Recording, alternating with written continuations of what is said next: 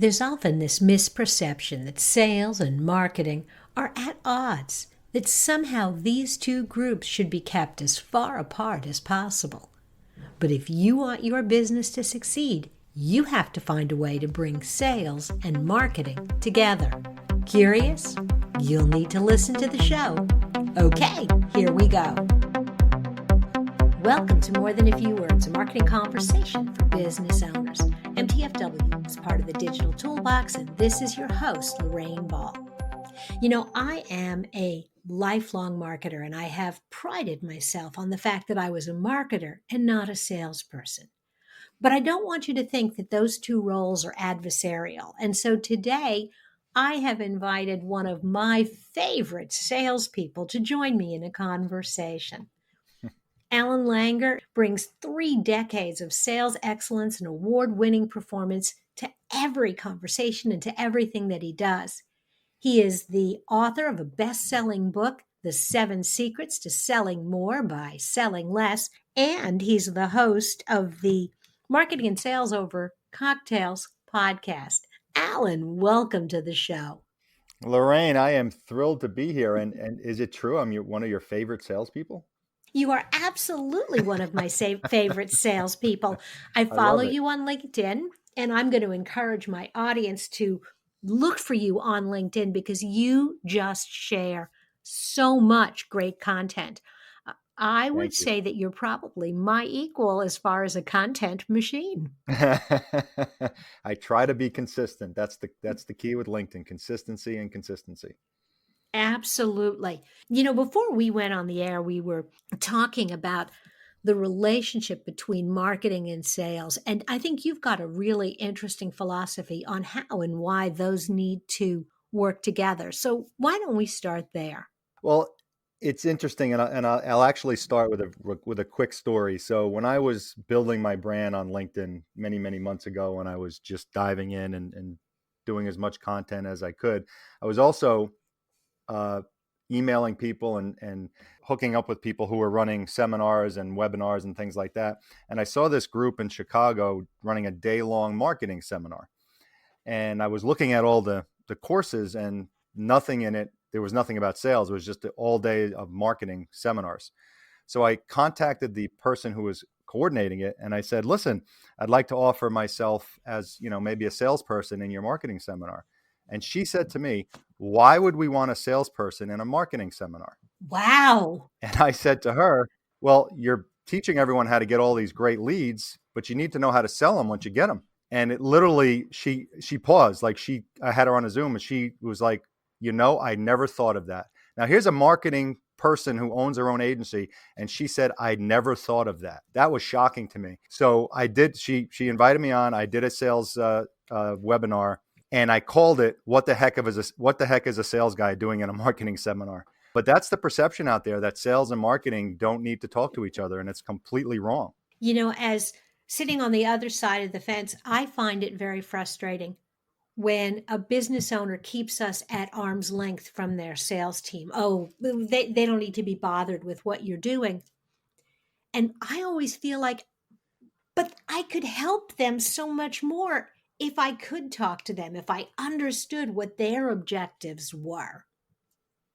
Yes. It's been proven. There's been some major studies on companies that keep their marketing and sales teams separate, and their success and their win rates compared to companies that actually not only have them work together, but work side by side and communicate on a daily basis and attend the same meetings. The win rates are about 65% higher in those companies. Wow. And it doesn't take a rocket scientist to figure out why, because here you are with all this great marketing and you're bringing in all these leads to this company. And then all of a sudden, if the sales team wakes up and says, oh, I have these leads, and they have no idea where they came from, they have no idea what the demographic is, or they don't know the reason why the lead came in, they're starting behind the 8 ball.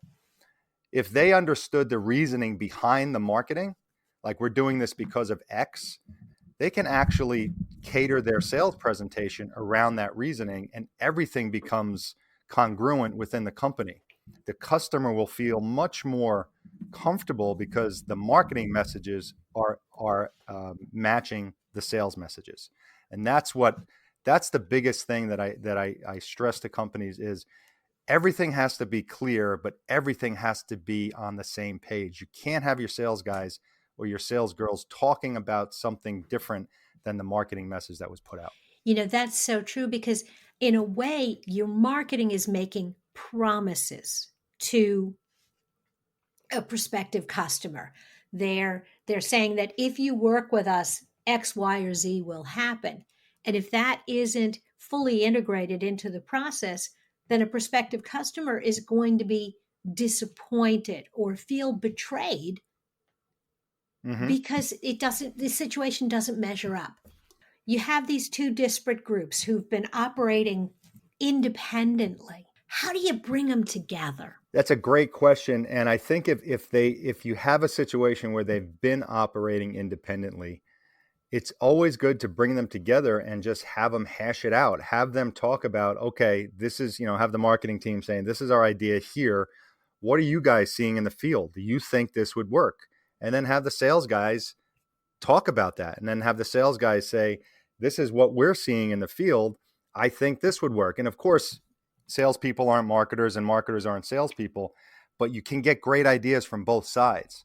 And it's the companies that are open to new Mhm. ideas and trying new things and accepting, you know what, I can look at this from the other side of the glass because and I know you're in your marketing world, I'm in my sales world, and at least I do some marketing on the side, but you can get caught up on that one side of the glass and you don't see other angles from it and you get stuck in your own little world.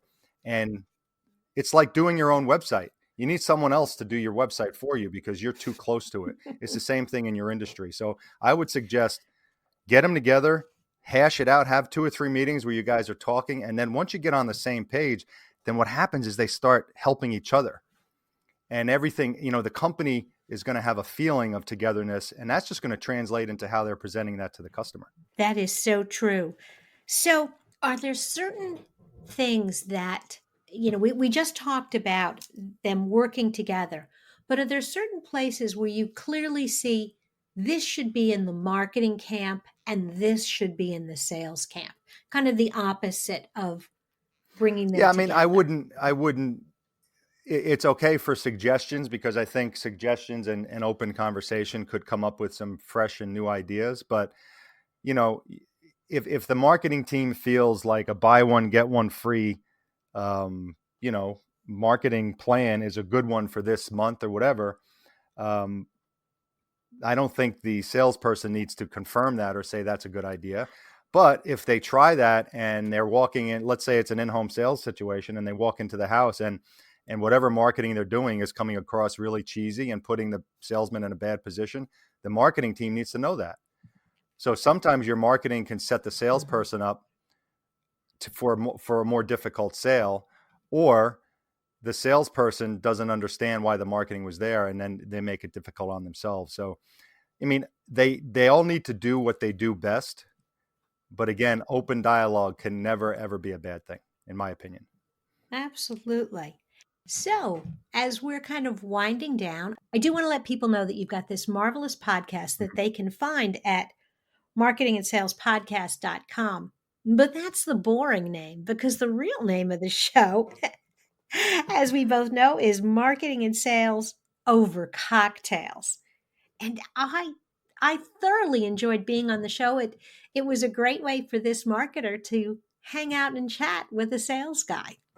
Yeah, it was a lot of fun. I'm so glad you came on the show, and I did this as just part of pivoting and going through COVID, and now I know you have 500 episodes. I got a long way to go to catch up to you, but I just recorded my 28th episode last night, so it's been a lot of fun. And the thing I love about it the most, and you can probably say the same thing, is you just get to meet so many cool and smart people. Absolutely. And I think the format that you've got, and I really want people to look for it on LinkedIn, the video split screen conversation really gives someone the feeling that they're sitting at the table with you.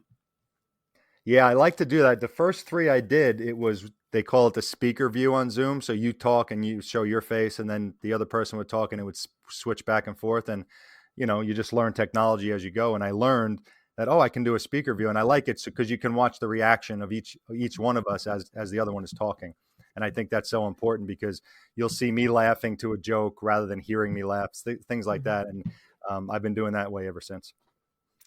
Absolutely. And I think it's been a great way for you to introduce a little bit of marketing that has helped you sell over the last couple of months. Oh, absolutely. Yeah. Because what happens is I'll get hired to do some sales training, and then invariably they'll say, can you take a look at my website? Or what do you think about this flyer that we're sending out? Or something like that. And I'll make sure that the marketing is congruent with the sales message. And that's where I kind of help on the marketing side. If they need a completely new website, I'll send them to someone to do that. But I can at least help with the marketing message and the clarity. And companies really appreciate that. Awesome. Allan, this has been so much fun. I agree. I want to do it again.